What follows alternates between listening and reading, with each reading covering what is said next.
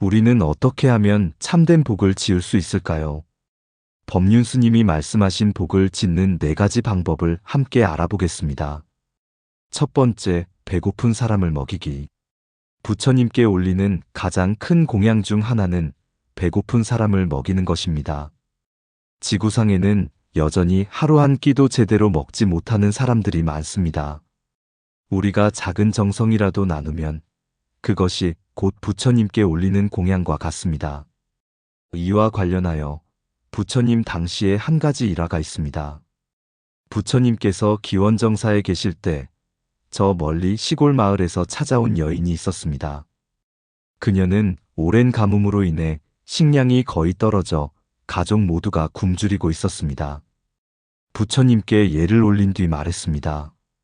세존이시여, 저는 먼 길을 걸어 여기까지 왔습니다. 혹시 작은 곡식 한 줌이라도 구할 수 있을까 하여요.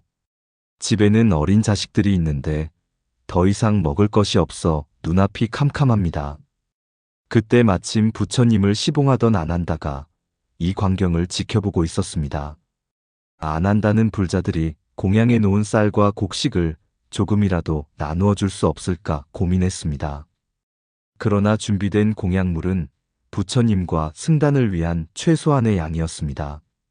아난다는 부처님께 이 사정을 아뢰며 세존이시여, 저희도 많지 않지만 그래도 이 여인과 나누면 좋겠습니다. 어떻게 해야 옳은 것입니까? 하고 물었습니다. 부처님께서는 부드러운 미소를 지으시며 말씀하셨습니다.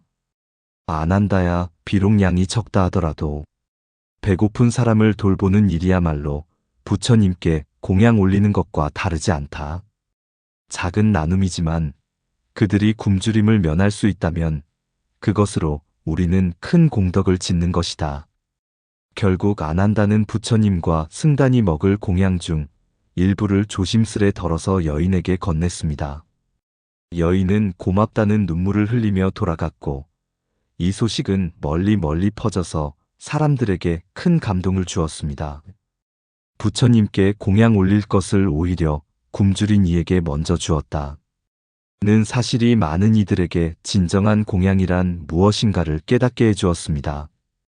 오늘날도 마찬가지입니다. 세상에는 너무나 많은 이들이 굶주리고 있습니다. 물론 우리도 넉넉하지 않을 때가 있지만 작은 것이라도 조금씩 모아 기부하거나 어려운 이웃에게 식품을 나누어 주는 등 작은 실천을 해볼 수 있습니다. 그것이 부처님께 나아가 올리는 최고 공양과 같다고 할 수 있습니다. 두 번째, 병든 사람을 치료하기. 약이 없어서, 치료비가 없어서 고통받는 사람들이 있습니다. 부처님께서는 병든 사람에게 약을 주고 치료하는 것이 가장 큰 공덕 중 하나라고 하셨습니다. 우리가 작은 도움을 모아 한 사람의 생명을 살릴 수 있다면 그것이야말로 복을 짓는 길입니다. 이번에는 부처님이 제자들과 함께 여행을 다니시던 어느 날의 에피소드를 살펴보겠습니다. 부처님 일행은 먼 길을 걷다가 허름한 움막에서 알아눕고 있는 한 비구를 발견했습니다. 이 비구는 전에 부처님 법문을 듣고 출가하였으나 전염병에 걸려 제대로 치료받을 수 없었습니다. 살이 풋다가 그에게 다가가 물었습니다. 어찌하여 여기에 혼자 누워 계십니까? 몸은 어디가 아프신가요?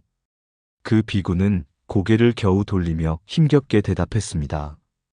저는 발열과 기침이 심해지고 점점 기운이 떨어져 움직일 수가 없습니다.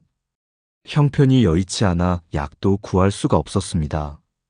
사리푸따는 곧바로 주변 사람들에게 약을 구해달라고 부탁했고 아난다는 깨끗한 물과 간단한 식사를 마련해 그 비구를 정성껏 간호했습니다. 부처님께서는 중생의 고통을 그냥 지나치지 않는 마음이야말로 진정한 자비라고 말씀하시며 함께 병자를 돌보는 모습을 지켜보셨습니다. 며칠 뒤 이 비구는 기력을 점차 회복해 정상적으로 수행에 복귀할 수 있었습니다. 그는 눈물을 글썽이며 사리푸따와 아난다에게 인사를 올렸습니다. 부처님께서는 병든 저를 그냥 지나치지 않으셨습니다.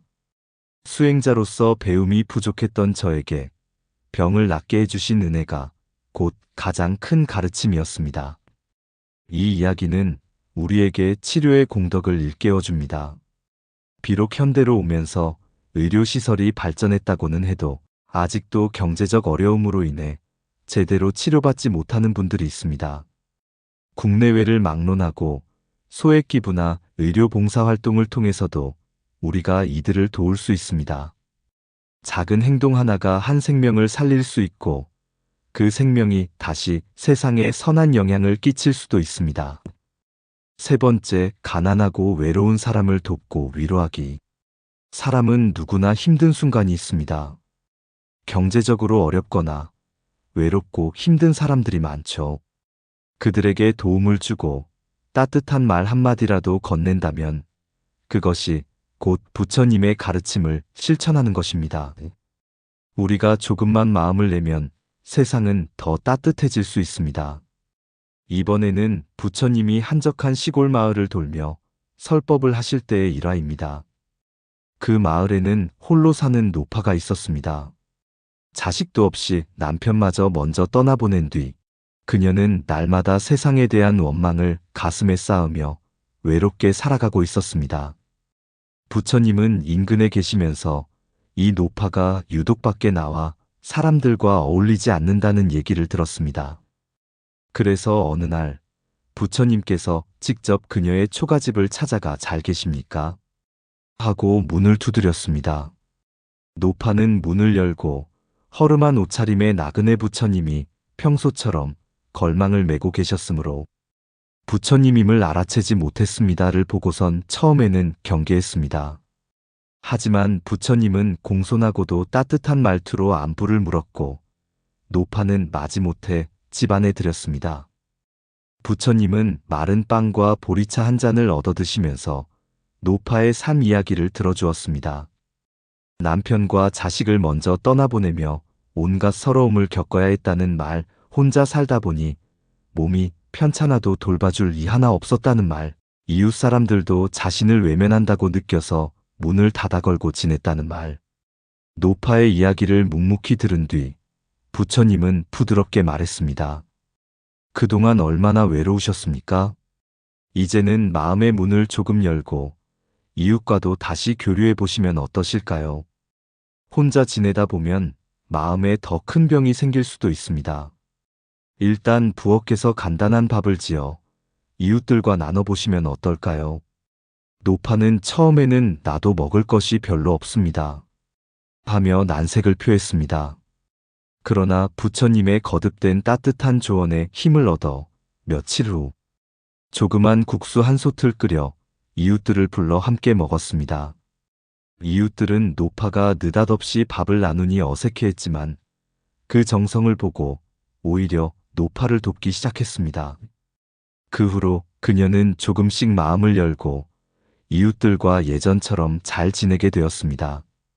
얼마 뒤 부처님이 떠나시려 하자 노파는 뒤늦게야 그 나그네가 부처님이었다는 사실을 깨닫고는 절을 하며 눈물을 흘렸다고 합니다. 왜 나 같은 노파에게까지 찾아와 주시고 따뜻한 말씀을 주셨는지요. 부처님은 그저 미소 지으실 뿐이었습니다.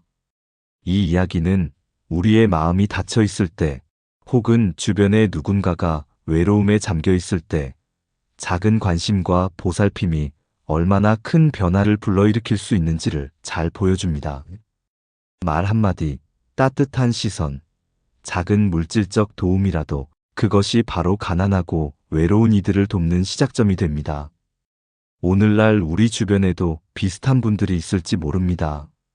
조금만 주변을 살펴보고 그들에게 다가갈 수 있다면 우리는 그분들을 위로해주는 데에서 정말 값진 보람을 느낄 수 있을 것입니다. 네 번째, 수행자를 잘 모시고 응원하기. 부처님께서는 수행하는 사람들을 돕는 것도 중요한 공덕이라고 하셨습니다. 수행자는 우리 사회의 등불과 같습니다. 우리가 법을 배울 수 있도록 수행자들을 지원하는 것은 우리 모두의 복이 됩니다. 한 번은 부처님께서 어느 부잣집 장자의 초대를 받아 식사를 하시게 되었습니다. 그 장자는 부처님에게 극진한 대접을 하고 싶어 온갖 진귀한 음식을 준비했지요. 그러나 식사 자리에 곧이어 나타난 사람들은 의외로 매우 소박한 차림을 한 수행자들이었습니다.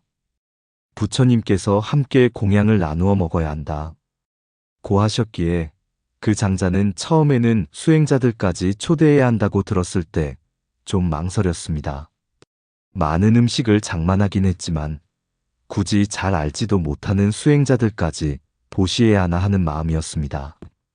하지만 실제로 식사를 함께 해보니 이 수행자들은 그저 그 부잣집 장자를 위해 기원을 해주고 법을 설명해주며 또한 차분한 태도로 고마움을 표현했습니다.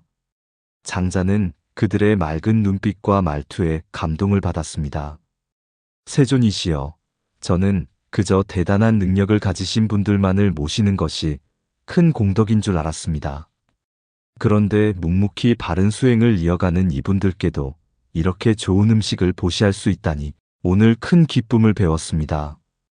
부처님께서는 바로 그것이 참된 복을 짓는 길이다 라며 자신의 이익만을 생각하지 않고 진정으로 수행에 전념하는 이들을 돕는 것이야말로 사회 전체의 등불을 밝히는 일이라고 칭찬하셨습니다.